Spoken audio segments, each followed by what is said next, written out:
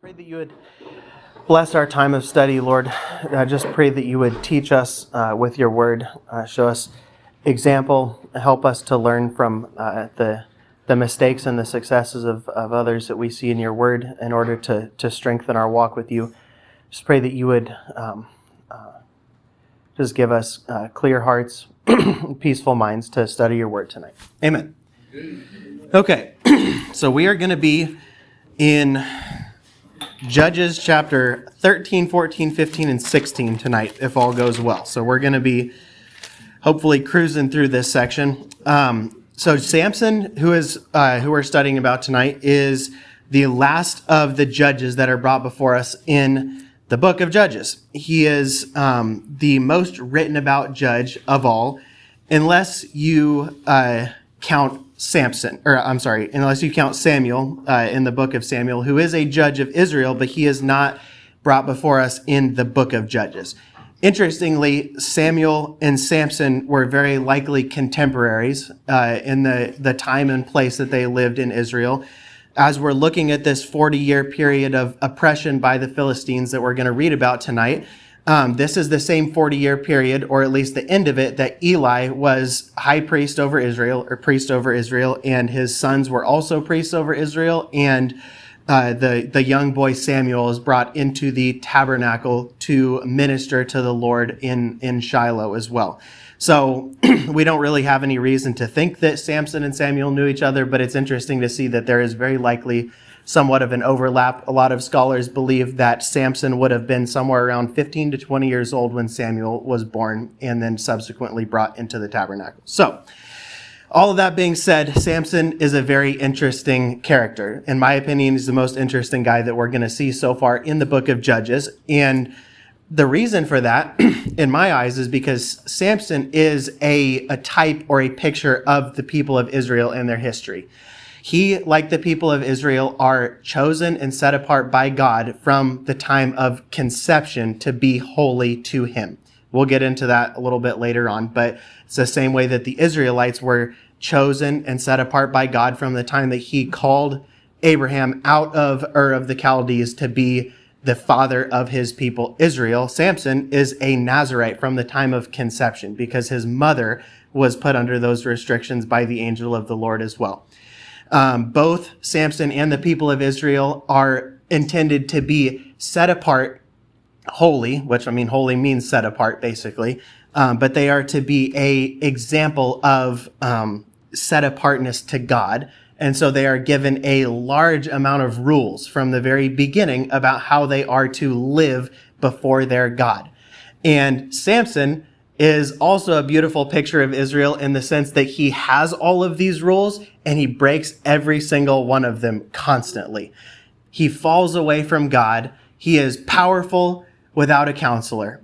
And he is, imbued with much authority, but has very little responsibility on top of that. And he is shown over and over again kind of stepping as far away from God as he can comfortably get and then coming back when it's convenient for him or when he's drawn back until he is ultimately defeated by his own pride and hubris and fleshly desires and is taken down by his enemies, just as the people of Israel will be as we move on throughout the Old Testament. And then ultimately God saves him as a remnant, just as he did with his people. And in the end, Samson comes back to the Lord as the people of Israel are prophesied to. And in the very end of things, they end well, just as Samson did. So he is almost a perfect picture of the history of the people of Israel. And he's also interesting because as we look through this, I think Samson is probably one of the most famous most notable or noteworthy guys in the Old Testament because he's just a cool story. He's almost like a superhero story, right? And I picture in my mind a guy that is huge, a guy that looks like the guys that win the world's strongest man competition and are lifting giant things and running around with them. But over and over again we see people wanting to discover the secret of his strength.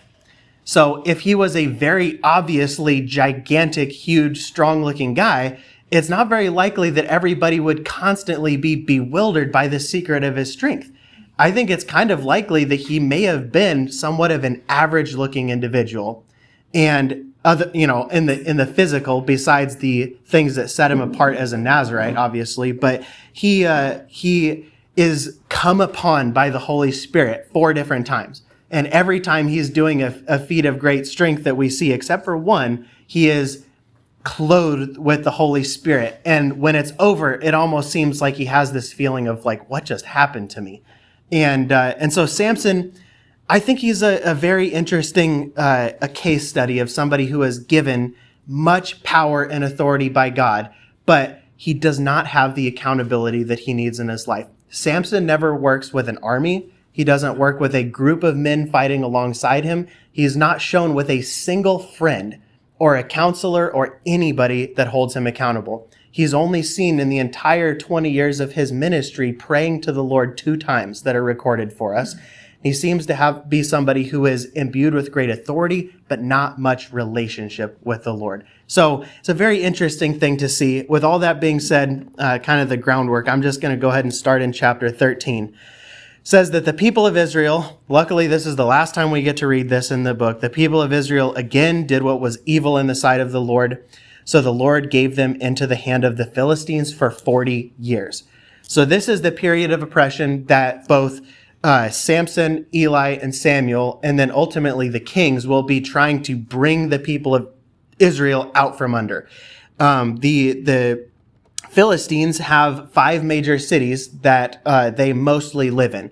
The land of Palestine was named by the Romans after the Philistines when they removed the Israelites from Israel in about AD 70, and they named it Palestine because they wanted to name the land after the thing that would be most offensive to the Israelites, which was the Philistines, because the Philistines were the Israelites' worst enemy throughout their entire history.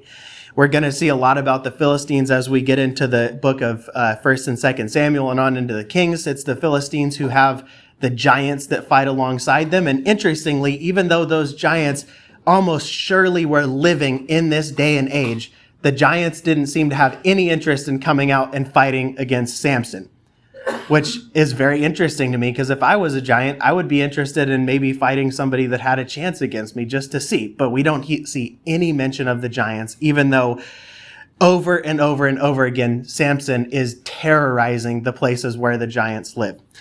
So the people of Israel are under a 40-year oppression, and there was, in verse 2, a certain man of Zorah. Zorah is a town that is down kind of at the base of the Jerusalem range of mountains towards modern-day Tel Aviv, about 1/3 of the way between Jerusalem and Tel Aviv. He was of the tribe of the Danites. His name was Manoah, and his wife was barren and had no children. So we never get to hear the name of Samson's mother, which I think is interesting. But she is one in kind of a long line of women who we see in the Bible who were barren until the Lord fulfills his purposes through them to have a child of promise. We see that with Sarah. We see it with this woman who is only ever referred to as the woman. And we see that with Hannah, the mother of Samuel, and even Elizabeth on in the New Testament, the mother of John the Baptist. In the land of Israel, being barren was seen as a reproach from God on a woman. It was, in fact, grounds for immediate divorce by a husband. If you could not bear a child or an heir for your husband, he could divorce you immediately and marry a different woman. There are obviously men who actually love their wives, which is cool, and didn't do that. Obviously, Manoah is one of those guys. But the women of Israel's greatest hope was to be the woman through whom the Messiah would come. Every young girl grew up hoping that they would be the one. And ultimately, that was fulfilled through Mary. But every young woman in Israel could have been the one who was to bear the Messiah. So being barren was very hurtful for a woman. So this woman has some very deep pains and scars that she is dealing with in her life. And in verse 3 says, the angel of the Lord appeared to the woman and said to her, behold, you are barren and have not borne children, but you shall conceive and bear a son. So she is obviously at this moment filled with great hope. And being a young woman of Israel, I'm sure her mind immediately goes back to Abraham and Sarah. And in her mind, she must realize that she is being told this and she has been put in this place for a great purpose that she is to fulfill. Verse 4 says, "Therefore be careful and drink no wine or strong drink and eat nothing unclean. For behold, you shall conceive and bear a son. No razor shall come upon his head, for the child shall be a Nazirite to God from the womb. And he shall begin to save Israel from the hand of the Philistines."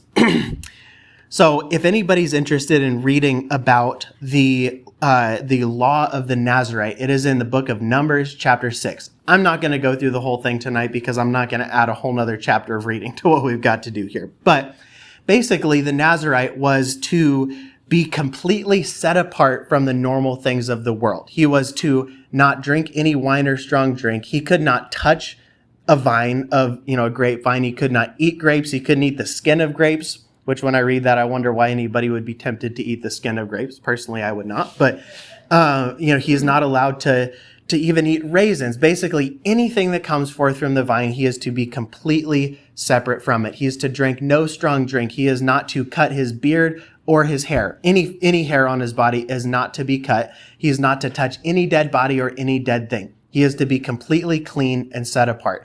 And interestingly, the length of his hair and beard are called in the Bible bearing his reproach. Now, being a Nazirite doesn't mean that you've done anything wrong, but it kind of sets you apart as a weirdo in the people, right? It's not a normal thing to do. It's a very a very intense, different kind of thing. And so you are viewed as an other. We live in a culture that is very, hip about talking about not othering people right now. But a Nazirite is othering themselves on purpose. They are different from everybody else. And so they are seen as reproachful. And so they wear their hair long and their beard long. They don't cut it because they are bearing their reproach. They're not hiding it. They're showing it in front of everybody, which is interesting because it is what God set forth for them to do as a Nazirite. But Jesus is very, against that kind of display of holiness in a sense. He's not into throwing your money, your offering into the offering pot. He's not into loud prayers on the street corners, and he's not into making an ugly face when you're fasting in order to let people know that you are, holy. So it's kind of interesting to see the divide here. But we even see the Apostle Paul during his ministry when he's coming back to the city of Jerusalem and wants to participate in the Passover. He puts himself under a vow for a period of time. And then when he comes back to Jerusalem, he goes and does the process to get out from under the vow, which involves sacrificing animals. And ultimately, when you undergo the vow of a Nazirite, when you start, you shave your head and your beard and you start bald. And everything that grows from that point is a sacrifice to the Lord. Your hair is brought to the temple once your Nazirite period is complete, and it is burned as a burnt offering before the Lord. So gross. Hopefully they keep that separate from the other burnt offerings that people are going to eat. But anyway, it's supposed to just be a period in somebody's life that is set apart to the Lord. They're not supposed to work really. They're not supposed to be doing other things. They are set apart to the Lord in his service. But interestingly, Samuel, he's the only one that we see this of in the Bible. He is to be a Nazirite from the time of birth, it says, but we see it's really even from conception because his mother follows these rules as well before she conceives and all the way to the day of his death. That is the expectation of the Lord. That's not what happens, but it is the expectation of the Lord upon Samson's life. And it ends in verse 5 by saying that he will begin to save the Israelites from the Philistines. He does not complete his task.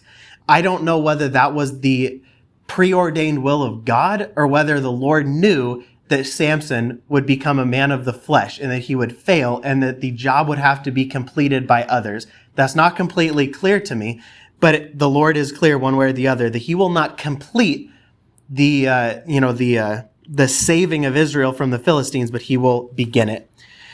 The woman came to her husband and said, "A man of God came to me, and his appearance was like the appearance of the angel of the Lord." So she's hedging her bets a little bit. She believes that it is the angel of the Lord, but she's not just coming right out and saying it. She calls him a man of God.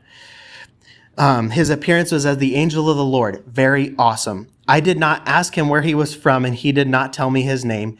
But he said to me, behold, you shall conceive and bear a son. So drink no wine or strong drink, and eat nothing unclean, for the child shall be a Nazarite to God from the womb to the day of his death. So again, this is an instruction, not a prophecy of what's going to happen, because it does not happen. Samson, as we're going to see, he breaks his vow of being a Nazarite very quickly as a young man. So Manoah prayed to the Lord and said, which I love, because the first thing that he does, rather than questioning his wife, is he questions the Lord. He puts it before the Lord, and he says, please let the man of God whom you sent come again and teach us what we are to do with the child who will be born. That is such a beautiful sentiment that I wish more parents would take. Any child that is born is dedicated to God. In a Christian household, these children are given to us to steward over for a period of time, but ultimately they are God's. And so I love this prayer. Manoah says, teach us what we are to do with the child who will be born, the way that we should bring him up, the things that we should allow, the things that we should not allow, and training him up in the way that he should go. God listened to the voice of Manoah, and the angel came again to the woman as she sat in the field. Manoah, her husband, was not with her. So the woman ran quickly, and she told her husband, behold, the man who came to me the other day has appeared to me again. And Manoah rose again and went after his wife and came to the man and said to him, are you the man who spoke to this woman? And he said, I am. And Manoah said, now, when your words come true, what is to be the child's manner of life, and what is his mission? And the angel of the Lord said to Manoah, of all that I said to the woman, let her be careful. She may not eat of anything that comes from the vine, neither let her drink wine or strong drink or eat anything unclean. All that I commanded her, let her observe. So again, this is in Numbers chapter 6, if anybody wants to read what it is to be a Nazarite. So the angel of the Lord confirms for Manoah and for his wife what he has already spoken to her. I love that because there is no change in the word of God. God has spoken, there is no change. When he speaks it again, he speaks to confirm his word. So Manoah said to the angel of the Lord, verse 15, please let us detain you and prepare for you a young goat. So this is what really makes me think that Manoah and his wife are thinking about Abraham and Sarah, because this is what Abraham and Sarah did, more or less, when the angel of the Lord predicts for them that they are going to have a son. There's some more nuance to it, but they remember, I'm sure, that Abraham and Sarah prepared for them a meal. So they're like, maybe that's what we're supposed to do. So they ask him to stay and accept a meal from them. But the angel of the Lord says, if you detain me, I will not eat your food. But if, emphasis on the if, you prepare a burnt offering, then offer it to the Lord. So a burnt offering is an offering that is a communal peace offering between you and the Lord, and it is one that is voluntary. It's something that you give when you want to give it. And so he's saying, if you want to do this, do it, but burn it to the Lord. Manoah did not know that he was speaking to the angel of the Lord. So this, gives us significant context. It's really cool to see this time again that we see the angel of the Lord in, what I believe to be a pre-incarnate appearance of Jesus predicting the birth of a promised child, which is very interesting because he himself will be brought before Mary and Joseph in a very similar way by Gabriel when he comes to announce the birth of a promised child. So it must have been an interesting moment. Manoah said to the angel of the Lord, what is your name so that when your words come true, we may honor you? This is so cool. The angel of the Lord said to him, why do you ask my name, seeing that it is wonderful? So Jesus is predicted by the prophets, and his name is going to be the Wonderful Counselor, Mighty God, and the Prince of Peace. This word wonderful is the exact same in the original language here in Judges that we see in the prophets when the birth of Jesus and his name are predicted. So he's kind of saying, this is my name, wonderful, I am. So he gives us a little, Easter egg of his name. And he goes on in verse 19, it says that Manoah took the young goat with the grain offering and offered it on a rock to the Lord. So that seems a little bit interesting that Manoah is offering a burnt offering outside of the tabernacle. That is not supposed to happen. And I would put a caveat on that, unless the angel of the Lord happens to tell you, go ahead and make a burnt offering. At that point, it's okay, evidently. So they offer this burnt offering to the Lord, to the one who works wonders. And Manoah and his wife were watching. And when the flame went up towards heaven from the altar, the angel of the Lord went up in the flame of the altar. Now Manoah and his wife were watching, and they fell to their faces on the ground. The angel of the Lord appeared no more to Manoah and to his wife. Then Manoah knew that it was the angel of the Lord. And Manoah said to his wife, "We shall surely die, for we have seen God." But his wife said to him, "If the Lord had meant to kill us, he would not have accepted a burnt offering and a grain offering at our hands, or shown us all these things, or announced to us such things as these." And the woman bore a son and called his name Samson. So clearly, Manoah's wife is a little bit more of a practical thinker than he is. He gets emotional and freaked out and thinks that the Lord is going to strike them down. But the woman's like, come on, that doesn't even make sense. The Lord would not have done all of this if he intended to strike us down. So they call his name Samson. I think it's very interesting that his birth is predicted, but this is the only time that we've seen so far that a birth is predicted, and the Lord does not tell the parents what to name the child.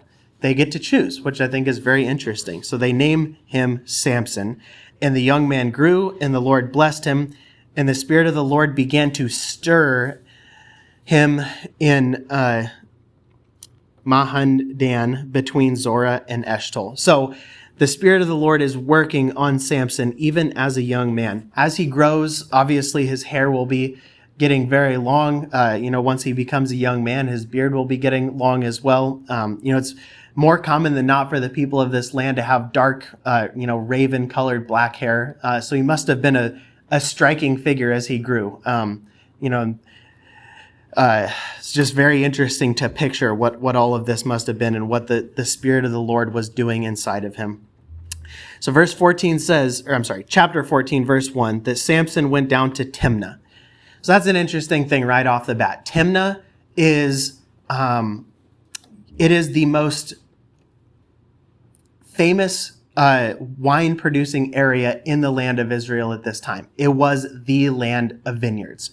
It's the Napa Valley of Israel, basically. So right off the bat, we see he is going in the wrong direction. He is going somewhere that his calling from the Lord says that he should not be. He's walking towards temptation.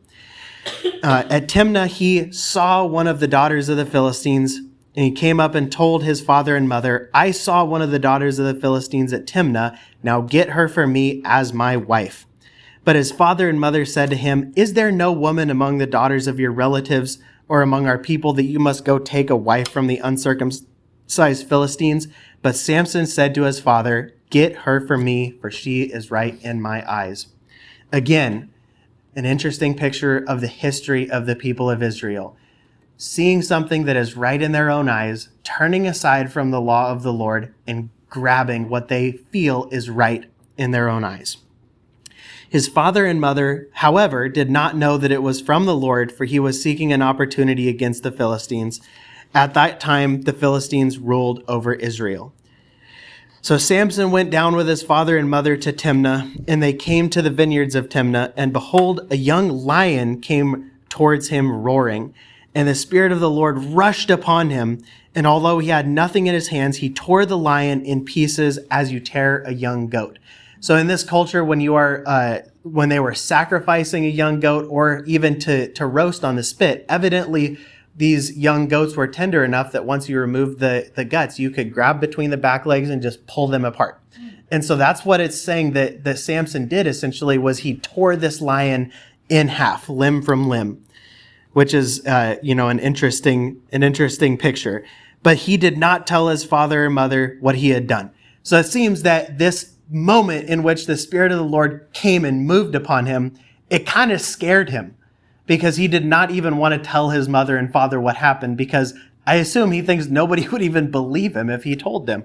So this is the first indication that we see that his power and his strength is something that is, maybe foreign to him. A lot of times in a simplistic view, we look at Samson and think that he has his strength because he's a Nazirite or because he has long hair. He even tells Delilah in his what seems like kind of a simple mind that I have these powers because my hair has not been cut. But what we don't want to miss is that his power doesn't come from his hair or from the fact that he is a Nazirite, but it comes from what that relationship with the Lord bears in his life. His power comes only from the Lord and from the Holy Spirit's work upon his life. So I would tend to believe that this great strength that he is displaying may not have ever happened before in his life until this moment. I don't know that for a fact, but that is what it indicates to me. So he didn't tell his mother or father what happened, but he went down and talked with the woman, and she was right in Samson's eyes. After some days, he returned to take her, and he turned aside to see the carcass of the lion, and behold, there was a swarm of bees in the body of the lion and honey. He scraped it out into his hands and went on, eating as he went, and he came to his father and mother and gave some to them, and they ate. But he did not tell them that he had scraped the honey from the carcass of the lion.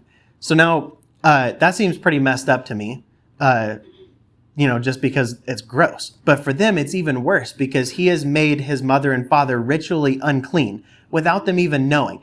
Interestingly, in the books of Numbers, Leviticus, Deuteronomy, we actually see that there are prescribed sacrifices for a person that has found out that they became unclean without knowing. When I was teaching through that, I'm like, how's that ever going to happen, really? Well, apparently this is one way that it can happen, is somebody can give you something that was by its very nature unclean without you even knowing. So if they ever found out, his parents would have been responsible to go make sacrifices and purify themselves because of their uncleanness that their son brought upon them. So his father, verse 10, went down to the woman, and Samson prepared a feast there. So this word feast has much more to do with a drinking party than with any food being consumed. That, most of the time when I think about feast, it's about food, but it's really a beer drinking party. Beer is one of the oldest known forms of alcohol. Scientific historians would tell you that it was actually the first form of alcohol that was ever come about. The Bible's not very adamant about it, but the first time we see anything about alcoholic beverages is actually when Noah gets off of the ark. He becomes a man of the soil, grows vines, and makes wine and gets drunk. That's, the last thing that the Bible tells us about Noah, which is honestly kind of sad. But in any case, it's very likely that they're in this culture, in this time, they're drinking beer. So this is what the young men used to do. That's still what they do, interestingly. But verse 11 says, as soon as the people saw him, they brought 30 companions to be with him. So Samson had no friends, evidently. Interesting. He did not have anyone to even go with him besides his mother and father to partake in his wedding feast. So they bring to him, or a lot of commentators I've seen said that they hired these guys to be his friends for the weekend. They had to pay them. So they brought 30 companions, and Samson said to them, let me put a riddle to you. Maybe this is why he doesn't have any friends.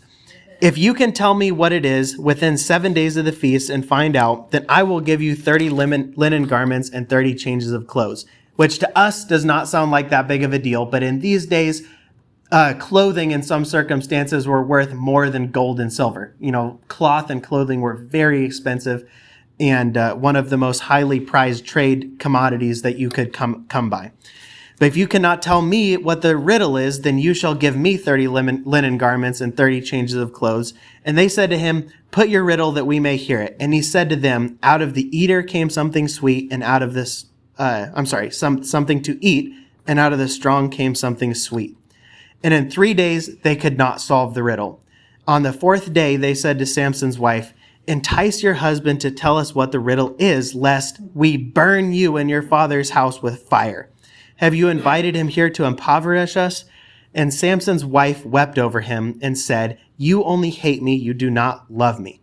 So I want to pause here for a minute to note, they're calling this woman Samson's wife. But it's important to note that they are in the midst of the wedding feast.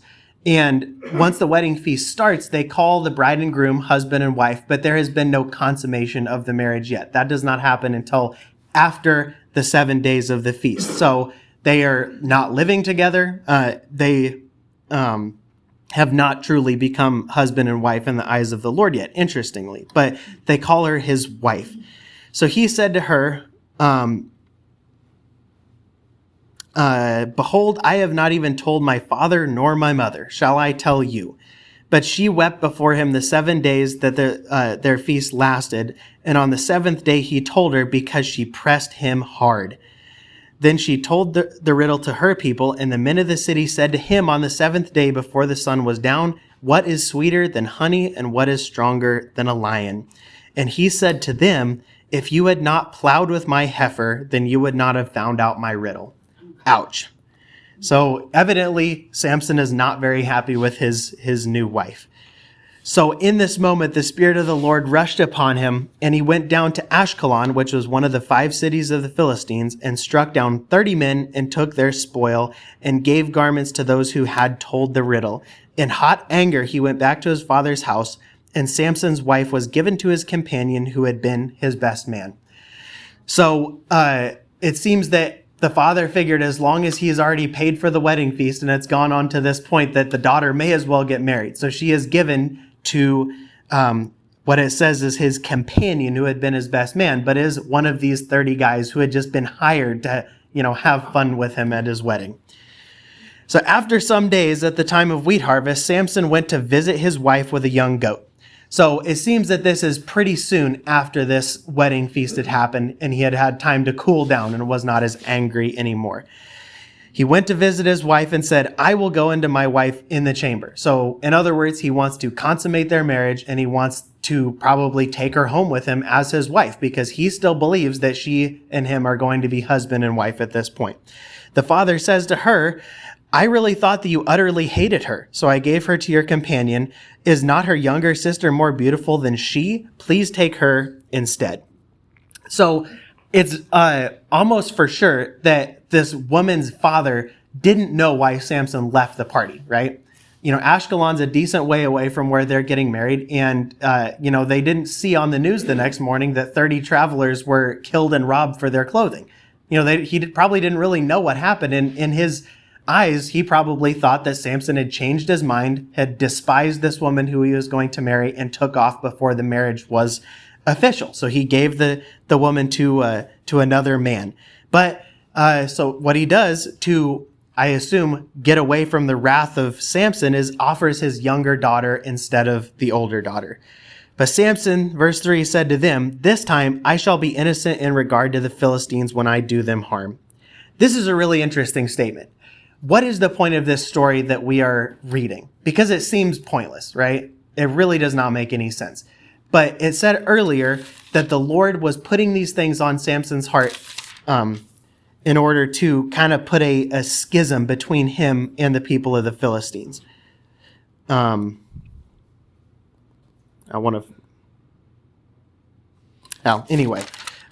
I'm not going to spend forever finding it. But the Lord is having to use this circumstance in order to make Samson angry with the Philistines, which makes me kind of wonder in reading this whether Samson knew what his purpose was, but if he had obviously an affection towards the Philistines in his own heart. Seems like he may not have been that loyal to the people of God at this point. And it is taking a circumstance that is making him very angry with the Philistines in order for him to feel innocent in regard to the Philistines when he is going to fight against them. It's a very weird dynamic that is happening here. But now at this point, Samson feels so betrayed by these people, by the Philistines, that he is willing to be their enemy and feel innocent regarding doing them harm. So Samson went and caught 300 foxes, which in and of itself must have been an interesting story. In Hebrew, the word for foxes and the word for jackals is the same. But to me, doesn't make a whole lot of difference at this point. Where is he going to catch these things? Is he just outrunning them and catching them? Or is he trapping them? I really have no idea how in the world he is doing this. But he catches 300 either foxes or jackals. And he took torches, turned them tail to tail, and put a torch between each pair of tails. So he is tying them together. And, it seems that he is probably tying them end to end this way so that when he releases them, if he did them one at a time, they'd probably just run straight back to their hole or their burrow or their home, and they, wouldn't cause as much damage. But, attaching them to one another, they're each going to be running their own direction, trying to, to go to their own place. So he had attached torches to their tails and let them go into the standing grain of the Philistines, and set fire to the grain stacked in the standing grain, as well as the olive orchards. And the Philistines says, "Who has done this?" They said, "Samson, the son-in-law of the Timnite, because he has taken his wife and given her to his companion." And the Philistines came up and burned her and her father with fire. And Samson said to them, "If this is what you do, I swear I will be avenged upon you, and then after that I will quit." And he struck them hip and thigh with a great blow, and went down and stayed in the cleft of the rock of Etam. So interestingly, the battle that is precipitated by this action is no detail whatsoever. It says he struck them a great blow, hip and thigh. I have no idea what that means. I haven't read anybody that has any more detail on this, but it seems that this whole situation, as they're coming out to hunt for Samson, he obviously struck down many of them. Our next verse starts with the word "then," which implies in English that it is a action that is taken soon after the previous action. But in Hebrew, it's not really quite the same way. It could allow for a long period of time. And it seems that there is a long period of time that goes by between this action and the next action that happens here. This place that he is staying at, the Rock of Etam, is basically just a high place over the land of Philistia. It's supposed to be a pretty rocky and barren place. We're not really sure how long he is there, but it may be a period of years that he spends on top of this place away from people. So the Philistines come up and encamp in Judah and made a raid on Lehi. And the men of Judah say, "Why have you come up against us?" And they said, "We have come up to bind Samson, to do to him as he did to us." 3,000 men of Judah went down to the cleft of the rock of Etam and said to Samson, "Do you not know that the Philistines are rulers over us? What then is it that you have done to us?" And he said to them, "As they did to me, so I have done to them." So he feels that his actions are justified, that the Philistines, they basically cheated him, they stole his wife, and then even worse than that, the woman that he evidently still had affection for was killed along with her father by the Philistines. And this has built up a rage and a resentment inside of Samson and made him the bitter enemy of the Philistines. But he feels that he has done appropriately to repay them for what they have done to him. The people, says in verse 12, the men of Judah said to him, "We have come down to bind you, that we may give you into the hand of the Philistines." So they figure it's simpler for one guy to die and pay for what he has done to the Philistines rather than all of them be damaged by him. So Samson said to them, "Swear to me that you will not attack me yourselves." They said to him, "No, we will only bind you and give you into their hands. We surely will not kill you." So they bound him with 2 new ropes and brought him up from the rock. When he came to Lehi, the Philistines came shouting to meet him. Then the Spirit of the Lord again rushed upon him, and the ropes that were on his arm became as flax that were caught in fire. In other words, they just parted immediately and were gone. And his bonds melted off his hands. And he found a fresh jawbone of a donkey and put it in his hand and took it, and with it he struck 1,000 men. And Samson said, "With jawbone of donkey, heaps upon heaps, with a jawbone of a donkey, I've struck down 1,000 men." So there's a couple of interesting things here. This is a kind of pivotal moment where we know for sure that Samson has taken a step away from his Nazirite vow. He has taken the fresh jawbone of a donkey. So in other words, he is more or less messing with a carcass. Evidently, I don't have any personal experience with this, but if you take a dried up bone off a dead animal, if you try and attack somebody with it, it'll just shatter. So he had to have found a bone that had not yet dried and become desiccated. So he was, taking a step away from where he was supposed to be with the Lord by taking a bone from this carcass to be his weapon. But even so, the Holy Spirit still works through him, the Spirit of the Lord, and he strikes down 1,000 men with that weapon in one hand. As soon as he had finished speaking, he threw away the jawbone out of his hand, and that place was called Ramath Lehi, which means the hill of the Jawbone or Jawbone Heights, which is a funny name for a neighborhood development if anybody's thinking about that. But so this place is going to be called Lehi from this point forward. That's the name of the place. Verse 18 begins by saying that he was very thirsty. And he called upon the Lord and said, "You have granted this great salvation by the hand of your servant, and now shall I die of thirst and fall into the hands of the uncircumcised?" There's more than one way that you could look at this. It could seem that he had the faith through the power of the Lord to strike down 1,000 men, but like the people of Israel, after seeing the great signs of God, believe they're going to die of thirst in the desert. I can see that. That's really what it sounds like, and I get that, and I think it's another interesting, picture of the similarities between the people of Israel and Samson himself. But also, I kind of sympathize with him because he has been, as a man, overcome by the Spirit of the Lord, doing something that no man just in the flesh could do. And I think it's very likely that after that job was done, the Spirit of the Lord left him and he became, again, pretty much just a man.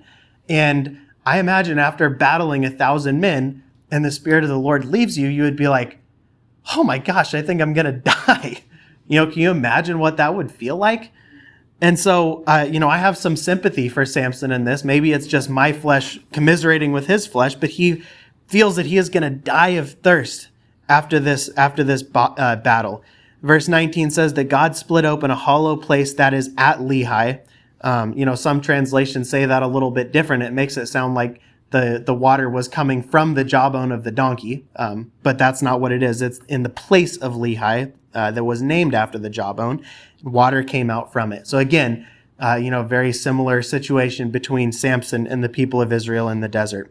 He drank it, his spirit returned, and he revived. Therefore, the name of it was called En Hakkore. It is in Lehi to this day, and he judged Israel in the days of the Philistines for 20 years. So this is, as we've seen with many of the rest of the judges of Israel, this is the battle that makes him a judge. This is the defeat that makes him a judge, and he judges over Israel for 20 years. We see none of that, basically. None of that's really put before us at all. If you have really been following through this, there's very little relationship with the Lord that we see between this young man, Samson, and the Lord himself. There's no, other than this one moment where Samson is complaining, that's the only prayer that we've even seen from Samson speaking to the Lord in any way. That's the only relationship that we've seen other than when there is a battle to be fought, the Spirit of the Lord overcoming him. That's all that we see. It's very interesting. So,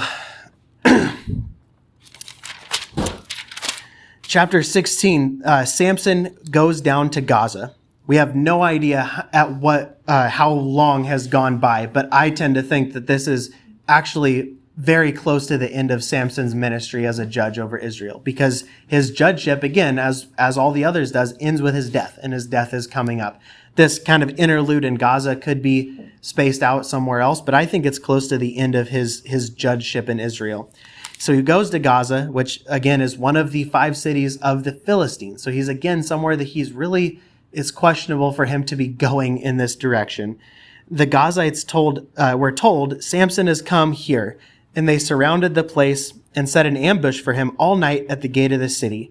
They kept quiet all night, saying, "Let us wait until the light of the morning, and then we'll kill him." So they evidently expect Samson to be with this prostitute all night. But Samson lay until midnight, and at midnight he arose. And it doesn't give us a great narrative here, but he got up and he left in the middle of the night and evidently realized that there were people laying in wait for him. So he got up and took hold of the doors of the gate of the city and took 2 posts and pulled them up, bar and all, and put them on his shoulders and carried them to the top of the hill that is in front of Hebron. So this city of Gaza, it took Alexander the Great 5 years to penetrate the city of Gaza when he came to fight against it. It seems that the gates, from what they found in the ruins, were between 15 to 17 feet tall, and each gate was about 6 foot wide. And so he picks up and takes these gates with the bars of iron and the posts on either side and the beam that goes across them, and evidently puts them on his back and starts taking off towards the city of Hebron, which is important to note. Hebron is 40 miles away, more or less, from the city of Gaza. So this in my mind just reminds me of an ant carrying a leaf on their back. Like all of the people of the city would have seen as the gates of the city taken off in the distance. They probably wouldn't even have seen Samson. But Josephus tells us that Samson hurried with the gates at as fast as he could until he got where he was going. So, at least from the tradition of the people of Israel, Samson took off with them and didn't stop until he got where he was going in front of Hebron, almost 40 miles away. And interestingly, this is the one circumstance that we see Samson doing something like this, where it does not say that the Spirit of the Lord had anything to do with this at all. Evidently this was just Samson's wrath against the people of Gaza, which, would kind of hint towards the fact that Samson does have some kind of power going on outside of the instances where the Holy Spirit comes upon him. But either way, he takes off with the gates of the city, and that's about all that we hear about this. It doesn't say that there was any repercussions for the people of the city of Gaza, whether they were attacked, whether they were overcome. We don't know any of that. It's just that he took off with their city gates. Verse 4 is interesting because we have a new thing entering into the picture for Samson, which is love. He has had eyes for multiple women, but we finally now see that he loved a woman in the valley of Sorek, whose name was Delilah. The lords of the Philistines came to her and said to her, "Seduce him, see where his great strength lies, by what means we may overpower him, that we may bind him to humble him, and we will each give you 1,100 pieces of silver." So again, there are 5 lords of the Philistine cities. They've all come to her and are offering her this money. So this is 5,500 pieces of silver. So Delilah said to Samson, "Please tell me where your great strength lies and how you may be bound that one could subdue you." So this is where it kind of enters into the picture that there is some mystery about Samson's strength. So Samson says to her, "If they bind me with 7 fresh bowstrings that have not been dried, then I shall become weak like any other man."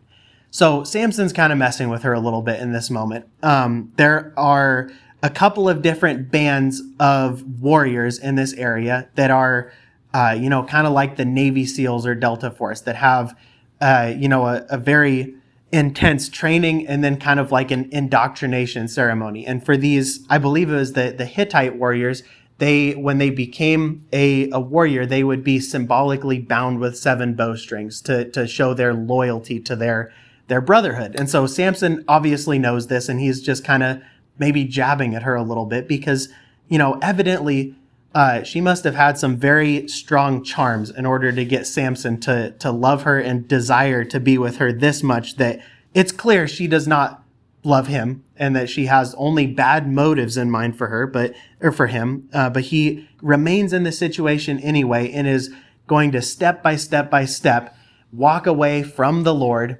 towards the desires of his flesh, and ultimately the desires of his flesh will bind him and eventually basically put him to death. So says that the lords of the Philistines brought her 7 fresh bowstrings that had not been dried, and she bound him with them. How does that happen? He obviously knows that she is coming after him, and he really just must be messing with her. I don't, just picture him kind of chuckling and putting his hands behind his back, and she binds him. And verse 9 says that she had men lying in ambush in an inner chamber, and she said to him, "The Philistines are upon you, Samson." But he snapped the bowstrings as a thread of flax snaps when it touches the fire, so the secret of his strength was still not known. Then Delilah said to Samson, "Behold, you have mocked me, you have told me lies. Please tell me how you may be bound." And he said to her, "If they bind me with new ropes that have not been used, then I shall become weak like any other man." So Delilah took the new ropes and bound him with them, and said to him, "The Philistines are upon you, Samson." And the men lying in ambush were in an inner chamber, but he snapped the ropes off his arms like a thread. Then Delilah said to Samson, "Until now you have mocked me and told me lies. Tell me how you might be bound." And he said to her, "If you weave the 7 locks of my head with the web and fasten it tight with the pin, I shall become weak like any other man." So this is an interesting picture. Most households would have had a loom on which they made cloth. Most cloth was made in the household. And so you can just picture Samson, who at this point is at least 40 years old, has never cut his hair. I would be interested to know how long that would be. But you picture him just laying with his head, where the weaver would usually sit at the loom, and she's kind of standing off to the side, weaving his head into a piece of cloth, basically. It's just a totally random picture. And it says, while he slept, Delilah took the 7 locks of his head and wove them into the web, made them tight with the pin, and then said to him, the Philistines are upon you, Samson. But he awoke from his sleep and pulled away the pin, the loom, and the web. And she said to him, how can you say, I love you? Right? Okay, this is wild. But what is all this ridiculousness meant to show us? I'm not, when I speak in that way, I'm not saying that to mean that it's not, that it didn't happen, because I do believe that it did. But we're told by Paul that all of these things happened and were written for our instruction, that we may learn from them. And that we can see that this is more or less a recounting of the history of the people of Israel and a prophecy of their actions in the future. Okay? So if we look back to when the people of Israel are approaching the land of Israel, there is a king who does not like the looks of things. His name is Balak, and he hires a man named Balaam to come and curse the people of Israel. He is a diviner, a sorcerer. Long story short, he cannot curse the people of Israel. He started off by telling the king, I can't do anything or say anything that the Lord does not put in my mouth. But either way, the king wants him to curse the people of Israel. He can't do it. And so the people of Israel are victorious over and safe from this king. But what does end up happening is Balaam tells the king, if you send your women, your cult prostitutes, among the people of Israel and get these men to worship your false gods by having sex with these cult prostitutes, they will be out from under the protection of God, out from under that umbrella of the covenant, because they are breaking the covenant with God, and then they are vulnerable. And at that point, this king, Balak, he didn't even have to kill them. God kills them. They are cursed of their own volition. So that's a look back. Maybe that's this first step. But then ultimately, the people of Israel will have victory over them. They cast them off easily. No problem. In the future, the people of Israel will constantly be whoring after the gods of the Philistines. We've been reading through Judges. This is the 13th time that we've come upon this up and down so far. And then as we look forward towards the time of the kings in, 1st and 2nd Kings, 1st and 2nd Chronicles, leading up to the time of the captivity, the people of Israel are constantly whoring after the gods, the false gods of the people of the land. And that is, I believe that is these circumstances that we're seeing. The false gods and the people who worship them are like Delilah. The Israelites know very well that their strength and their power comes from their relationship and their covenant with the Lord. That is where their strength comes from. And the people of the land are constantly wanting to defeat the Israelites, both physically and spiritually. And so they are constantly pulling the people of Israel into compromise in their covenant with God. And over again, the Lord allows the people of Israel to come back to him. We're at the 13th time so far.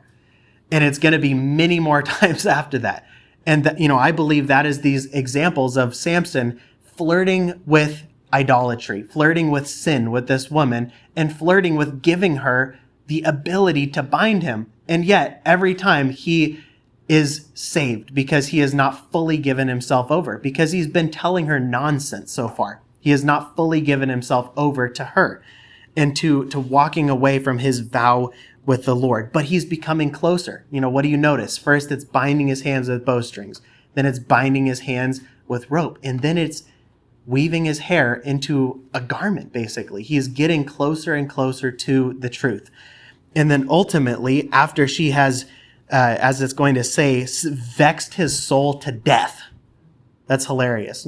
Even King Solomon, he has a lot to say about the nagging of a woman or of a wife. But she says, verse 13, until now you have mocked me and told me lies. Verse 15 says, how can you say that I love you when your heart is not with me? You have mocked me these 3 times, and you have not told me where your great strength lies. In which he pressed him hard with her words day after day and urged him. His soul was vexed to death. That is so funny. It just goes to show that Samson, like the people of Israel, in compromise, he's not getting anything good out of this. It's weakening him. It's taking him away from his purpose. And ultimately, it ends with his soul being vexed to death. And yet he is still putting himself willingly in this position of compromise. And he tells her all his heart in verse 17. And he says to her, a razor has never come upon my head, for I have been a Nazirite to God from my mother's womb. Seems like they maybe could have figured that out, considering his long hair. But evidently they don't figure it out on their own. If my head is shaved, then my strength will leave me. I shall become weak and be like any other man. So obviously he knows there is a difference between him and other men. But he is one step at a time becoming closer to and more like any other man. When Delilah saw that he had told her all his heart, she sent and called the lords of the Philistines, saying, come up again, for he has told me all of his heart. The lords of the Philistines came up to her and brought money in their hands. Now, the interesting thing here is the cities of the Philistines were, in some cases, days' travel apart. Samson is clearly living with this woman at this point. This is not all happening in the course of an afternoon.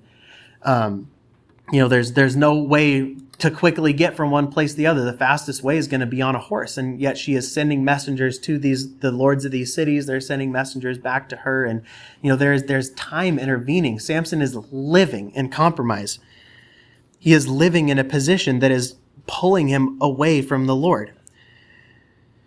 Verse 19 says it says the lords of the Philistines came to her and brought the money and put it in her hands. She made him sleep on her knees, and she called a man and had him shave off the 7 locks of his head. Then she began to torment him. That shows the heart of Delilah towards Samson. She began to torment him. She said, and his strength left him. And she said, the Philistines are upon you, Samson. And he awoke from his sleep and said, I will go out as at other times and shake myself free. But he did not know that the Lord had left him. How interesting. That is a very interesting thing to note, that this man who had lived evidently with the Spirit and the presence of the Lord did not know that the Lord had left him. I will go out as other times and shake myself free. He's confident in his strength, but he did not know that the Lord had left him. The Philistines seized him and gouged out his eyes and brought him down to Gaza and bound him with bronze shackles, and he ground at the mill in the prison. But the hair of his head began to grow again after it had been shaved. That is a sentence that shows the willingness of God to leave a remnant. Going back and forth in this picture of the people of Israel with Samson, that God punishes his people to the point of near death sometimes. But the Lord leaves a remnant. The Lord allows Samson's hair to begin growing back. He is bound in prison, put on the most menial job possible. These large milling stones have one central pillar, a stone floor, and a pole that comes off the pillar that goes through the center of a round stone that goes through and grinds the grain. And at the end of that pole is blind Samson, with his head shaved, his hair barely growing back, his eyes gouged out. Somebody has to lead him to that place in order for him to even do his work. Somebody has to lead him back to his bed. Somebody has to bring his food to him, possibly even feed him. He has been humbled in a way that we hardly see any man in the Bible humbled. He has been severely humbled by the Lord, but the Lord leaves opportunity for him. The lords of the Philistines gathered to offer a great sacrifice to Dagon their god and to rejoice. So at this time, Dagon is the main deity of the people of the Philistines. He is a merman, basically. He is a half fish, half man. But he is, interestingly, the god of the grain harvest. How that goes together, I could not tell you. I really don't know. But that's the situation in the land of the Philistines. It's very likely at this point in time, the Ark of the Covenant has already been captured in battle. The sons of Eli have been killed in battle, and Eli himself falls dead in the gate of the city. It's possible that the Ark of the Covenant has already come to this temple and already left because God severely punishes the people of the Philistines when the Ark of the Covenant is in this place. I'm not going to go into all that because we're going to go into it later, but Dagon, this half fish, half man, whenever the Ark of the Covenant is in his temple, falls down on his face overnight, and they have to come back in and set him back up. And they come back the next morning, and he has fallen on his face, and his hands have been broken off. And then they realize that the God of Israel, who dwells in the Ark of the Covenant, his presence is there, is so much more powerful than their God. So, that's a little bit of background on Dagon, their God. But they finally feel probably that they've had some victory over Israel and over this man who was the representative of the God who had been so severely punishing them. They say, our God has given Samson, our enemy, into our hands. So this is a bit of a propaganda campaign, because in this day and age, there was a very, very close relationship between the power of the lords and the kings, the power of the priests, and the power of the gods. And if the people believed that their gods had forsaken their king, that king would not be in power for very much longer. So these kings have, they've won a propaganda victory for their God and for themselves among their people by capturing Samson. And so they're going to put him on display before their people. When the people saw him, they praised their God, Dagon, for they said, our God has given our enemy into our hands, the ravager of our country, ravager of our country, who has killed many of us. And when their hearts were merry, they said, call Samson that he may entertain us. So they are very likely in the temple of Dagon at this point. The Philistine temples that have been found are all very narrow buildings, very long and very tall. And in most of them, there is a surrounding wall built of stone with two pillars, two rows of pillars down the center holding up the roof. And, so that leads us to an interesting moment that Samson is about to engage in. They made him stand between the pillars. So the pillars are the two central pillars that hold up the roof of the temple. And Samson said to the young man who held him by the hand, let me feel the pillars on which the house rests, that I may lean against them. So he is so humbled at this point that he has to ask this young man to place his hands upon the pillars of the temple because he cannot see them. He can't find them himself. Now the house was full of men and women. The lords of the Philistines were there, and on the roof there were about 3,000 men and women who looked on while Samson entertained. So evidently, this must have been an interesting building where there was a way that they could see from on top of the roof into the building. But, thousands and thousands of the Philistines are there mocking the man who represents the God who is their enemy, and a man who, represents much damage that has been done to their people. It's very likely, I believe, that Delilah was also there mocking and tormenting Samson as well. The woman who brought about his downfall, who got him to indulge in his flesh to the point that he walked away from his incredible relationship with the Lord. So Samson, verse 28, calls out to the Lord and says, "O Lord God, please remember me and strengthen me only this once, O God, that I may be avenged on the Philistines for my 2 eyes." Samson grasped the pillars in the middle on which the house rested, and he leaned his weight against them on the right hand and on his left. And Samson said, "Let me die with the Philistines." Then he bowed with all of his strength, and the house fell upon the lords and upon all the people who were in it. So the dead whom he killed at his death were more than those whom he had killed during his life. Then his brothers and all of his family came down and took him and brought him up and buried him between Zorah and Eshtal in the tomb of Manoah his father. He had judged Israel for 20 years. So it is really heartening to see that a man who has fallen to the point that Samson has fallen, one who has put himself in such a position of compromise where he is literally captured by the world, still has the ability to come back into relationship with the Lord. And he has a great distinction among many of the great men of the Old Testament. Many of the great men of the Old Testament, the last things that are said about them are not all that flattering.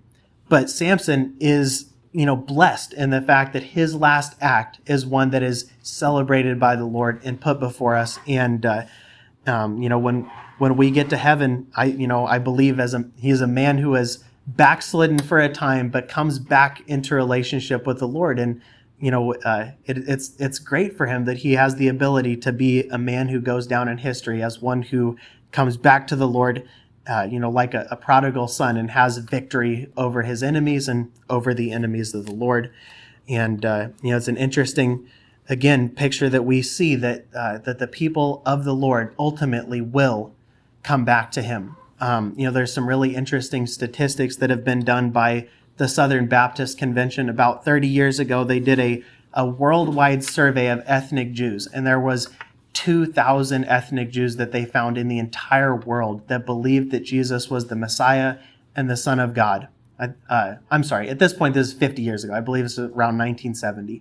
A recent study has been done, and throughout the world, there are over 1 million self-proclaimed Messianic Jews. So these are Jews of Jewish descent in their blood who believe that Jesus Christ is the Messiah. And there is a great resurgence of the people of Israel coming back into true reunion and relationship with God. And I believe that the playing out of history will see an even greater and greater and greater increase in this number of Jews who come back into relationship with God. So all that being said, it is super late. So Lord, I just pray that you would use this example of Samson and of your people to encourage us to not be those who backslide, who indulge the flesh, and who ultimately are drawn away from you, but let us be those who are overcomers, Lord, who stay strong and close to you, and who are effective for your kingdom through our relationship with you and your Spirit. Amen.